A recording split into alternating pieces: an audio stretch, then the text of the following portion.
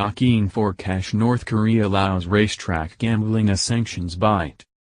Seoul, Reuters. Punters in North Korea who once risked 3 years hard labor for gambling are now able to bet on local horse races as the isolated country scrambles to unearth new sources of hard currency amid intensifying international sanctions. North Korean leader Kim Jong Un has been building resorts, swimming pools and other luxurious leisure facilities in what experts say is a bid to capture some of the individual wealth generated by growing private markets for goods and services. A series of races took place at the Mirim Horse Riding Club, one of Kim's flagship leisure developments, near Pyongyang on Sunday, according to North Korea's official KCNA news agency. Racegoers aged 12 or older were allowed to bet on jockeys in a raffle-type system, broadcaster Korean Central Television said on Friday ahead of the races. Pictures from KCNA showed hundreds of spectators watching and filming with their phones as a field of mostly white-gray horses and their riders stormed out of the starting gate.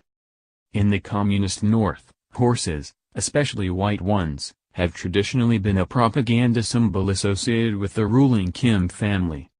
Kim has been pushing for vanity projects for a theme park, ski resort and the horse riding club for the sake of propping up the people's well-being, but their real purpose was to earn foreign currency, said Na Jung-won, head of the North Korean Industry Economy Research Institute in Seoul.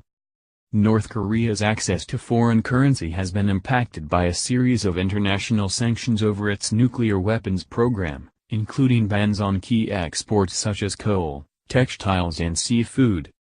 Lee Sang-kun, a researcher at the Institute of Unification Studies of the Women's University in Seoul, said the primary target for the leisure facilities is affluent North Koreans.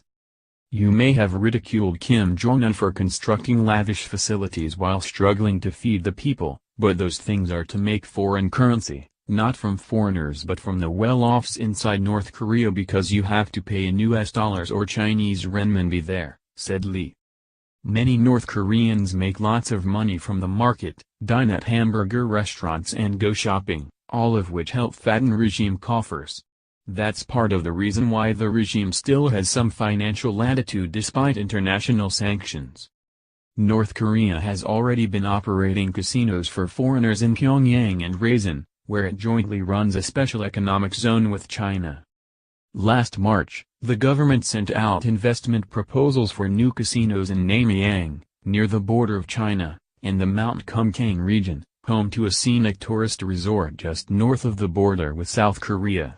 The United Nations' latest round of sanctions, however, bans any further joint ventures with North Korean companies. Third-generation leader Kim developed the Mirim Riding Club by transforming a military horseman training center in 2012 and visited the site several times until its formal unveiling a year later, KCNA has reported. The Mirim Riding Club has an indoor training facility, 7 outdoor riding courses, a pavilion, restaurants and a sauna, as well as 120 horses including 67 famous Orlov trotters from Russia, according to the website of Yuri Tours, 1A, U.S.-based agency specialized in guided trips through the north. The entrance fee is $35, which covers 1 hour of horse riding with an instructor, riding gear and sauna. The fee could be lower for North Koreans, reportedly at around $10, still a hefty sum for many impoverished locals. There seems to be growing demand for such leisure activities among North Koreans as the gap between the rich and the poor has been widening, said Na. Reporting by Hyun Hee Shin, editing by Kim and Lincoln Feast.